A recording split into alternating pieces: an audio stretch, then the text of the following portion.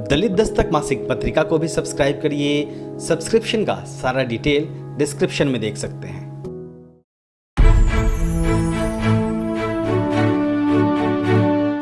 अगर आपने अभी तक दलित दस्तक चैनल को सब्सक्राइब नहीं किया है तो सब्सक्राइब करें, लाइक करें और शेयर भी करें। पिछले दिनों उत्तर प्रदेश के मुख्यमंत्री योगी आदित्यनाथ का एक बयान आया था जब वो अयोध्या में पूजन के लिए गए थे। उनके कहने का लबुलुआब ये था कि अयोध्या हो गया, अब इसके बाद काशी और मथुरा की बारी है। काशी में ज्ञानव्यापी के विवाद के बाद तमाम चीज़ें जो हैं वो सामने आई, किस तरीके से काशी विश्वनाथ मंदिर को और उससे सटे हुए ज्ञानव्यापी मंदिर को लेकर जिस तरीके से कंट्रोवर्सी की गई। मथुरा में क्या योजना हो सकती है? मथुरा में जिसे तमाम लोग और बौद्ध साहित्य का जिक्र करें तो मथुरा में बुद्ध की नगरी है, वहाँ पे बुद्धिज़्म के तमाम अवशेष मिले हैं। मथुरा की बात करें तो जिस कृष्ण की बात करती है और जो हिंदू समाज कृष्ण पर दावा ठोकता है, देश का बहुजन तबका है वो भी कृष्ण पर दावा ठोकता है। इस विषय के ऊपर पुस्तक लिखी है चंद्रभूषण यादव जी ने। मथुरा में क्या बीजेपी ढूंढना चाहती है और मथुरा के मायने क्या हैं? सर, मथुरा की बात कर रही है भारतीय जनता पार्टी, संघ के लोग। मथुरा में कृष्ण की बात होती है, हालांकि एक बहुत बड़ा तबका है जो और इतिहास साक्षी है कि वहाँ बुद्ध के अवशेष भी मिले हैं। आपने कृष्ण के ऊपर एक किताब भी लिखी है, कृष्ण क्या नाम था किताब? सूर्यासुर। वो एक बहस को भी जन्म दिया इस किताब में कि कृष्ण किस पक्ष में खड़े हैं, किस पाले में खड़े हैं। देखिए, जो भी कॉन्सेप्ट है हिंदू धर्म का, देवी और देवताओं का, तो उन्होंने 33 करोड़ देवी देवता बनाया और उन 33 करोड़ देवी देवताओं में हमारे देश के बहुजन समाज को उलझा करके रखा भाग्य और भगवान में, ताकि वो अपने आत्मसम्मान की बात, अपने रोजगार की बात, अपने शिक्षा की बात न करने पाएँ। और उनके हाथ में इन भगवानों को थमा दिया गया कि ये भगवान ही आपका कल्याण करेंगे। आप आज जो हैं वो आपके पूर्व जन्म का कुफल है और जो आप कल होंगे अच्छा, वो आप आज दान पुण्य करेंगे, इन देवी देवताओं का परिक्रमा करेंगे, इनका पूजा पाठ करेंगे, तो इसकी बदौलत आपका कल जो ना हमने पुनर्जन्म के बारे में हमको मालूम है, ना आप पूर्व जन्म के बारे में हमको मालूम है, लेकिन हमको वर्तमान से विमुख करके पूर्व जन्म और पुनर्जन्म में हमको उलझा करके रखा गया। और आज चाहे वो काशी की बात हो, मथुरा की बात हो, अयोध्या की बात हो, आज जो हमारा वर्तमान है वो वर्तमान हमारा काफ़ी संघर्षपूर्ण है और हमारे समाज को सम्मान नहीं प्राप्त है, हमारे समाज को शिक्षा नहीं प्राप्त है, हमारे समाज को रोजगार नहीं प्राप्त है, हमारा समाज महंगाई से और भूख से त्रस्त है। तो इन सारे सवालों से ध्यान हटाने के लिए इस देश के अंदर हमेशा चालाक लोगों ने, मनुवादी लोगों ने हमेशा भगवान का सहारा लिया है।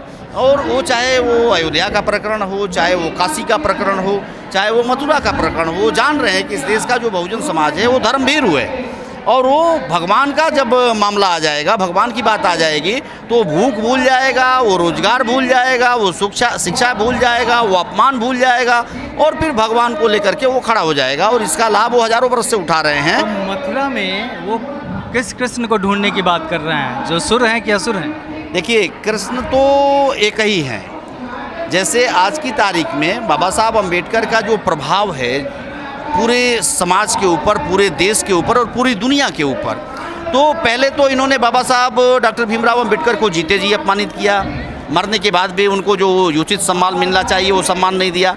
लेकिन उसके बावजूद वर्तमान समय में बाबा साहब डॉक्टर भीमराव अम्बेडकर का जब प्रभाव खत्म नहीं हो रहा है तो उनका ब्राह्मणिज्म किया जा रहा है, उनका भगवाकरण किया जा रहा है। उसी तरीके से कृष्ण मिथक हों या किसी ज़माने में इस देश के बहुजनों के नायक रहे हों, क्योंकि हमको इनके जो शास्त्र हैं, क्योंकि हमारा अपना इतिहास तो इस देश के बहुजनों का कोई इतिहास तो है नहीं, मिटा दिया गया। तो जो इनके ग्रंथ हैं, इनके ग्रंथों से ही हमको अपने नायक ढूंढने हैं। तो जो हमारे नायक हैं जिनका इन्होंने ब्राह्मणीकरण कर दिया, जैसे अब इस देश के आर्यों का जो मूल ग्रंथ है वो वेद है और वेद में ऋग्वेद है। मैं जब ऋग्वेद को पढ़ना शुरू किया तो ऋग्वेद में लगभग 5-6 श्लोक ऐसे आए जिसमें कृष्ण को इन्होंने असुर कहा है, राक्षस कहा है और ये कहा है कि कृष्ण नामक राक्षस को अंशुमती नदी के किनारे इंद्र ने ललकार करके गुफा से बाहर निकाला और कृष्ण का वध किया, कृष्ण की गायों को छीन लिया और कृष्ण की गर्भवती स्त्रियों का भी वध कर दिया। ये ऋग्वेद कहता है और उसी ऋग्वेद को आधार बना करके, ऋग्वेद के उन्हीं मंत्रों को आधार बनाकर मैंने जो लेख लिखा था वो आदरणीय शांति स्वरूप बौद्ध जी ने सम्यक प्रकाशन के जरिए कृष्ण सूर्य असुर किताब के नाम से प्रकाशित भी किया। तो जो इस देश में कृष्ण का कॉन्सेप्ट मैं समझता हूँ, वो कृष्ण इस देश के बहुजन नायक थे, जो प्रकृति पूजक थे।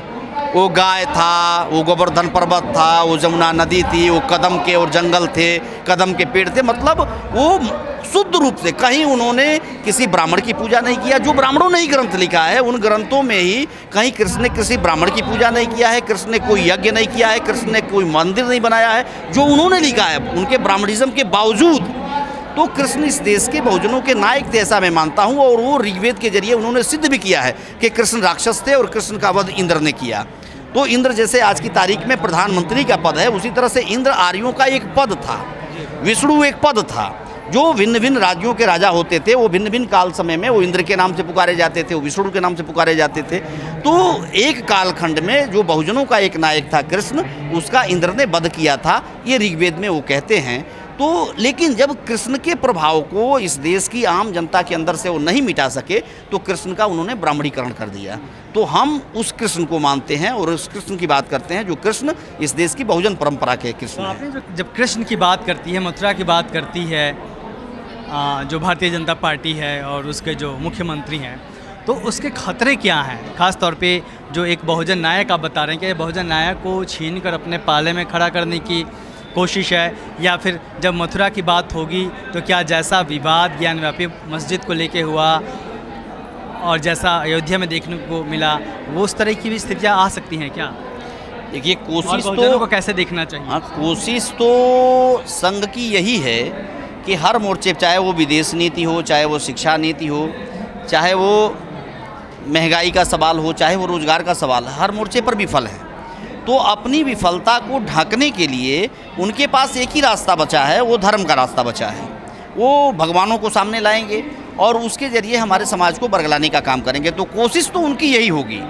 अब यह अलग चीज़ है कि उसमें कितनी सफलता मिलती है, ये अलग सवाल है। तो ये तो भविष्य के गर्भ में है। तो सचेत रहना पड़ेगा। हाँ, बिल्कुल सतर्क तो रहना पड़ेगा। और ख़ास तौर से जो बहुजन समाज के बुद्धिजीवी हैं, लेखक हैं, सोशल एक्टिविस्ट हैं, उनको इस बात से सतर्क रहना पड़ेगा। क्योंकि जो राम का सवाल था, तो राम के सवाल के साथ उस तरह की भावनाएं इस देश के बहुजनों की नहीं जुड़ी हुई थी। लेकिन कृष्ण के साथ और शंकर के साथ ये इस देश के बहुजनों की भावनाओं को जोड़ने का प्रयास करेंगे। तो इस खतरे को भांप करके इस देश के बहुजन समाज के बुद्धिजीवियों को सचेत और सतर्क रहना पड़ेगा। जी, तो निश्चित तौर पे सतर्क रहना पड़ेगा, सचेत रहना पड़ेगा। और जो चीज़ें जिस तरीके जब इस तरह की बात होती हैं, तो उसके पीछे इन दलों की मंशा क्या होती है, इस विचारधारा के लोगों की मंशा क्या होती है, यह समझना जरूरी है। कैमरामैन वीरेंद्र के साथ मैं अशोक दास, दलित दस्तक।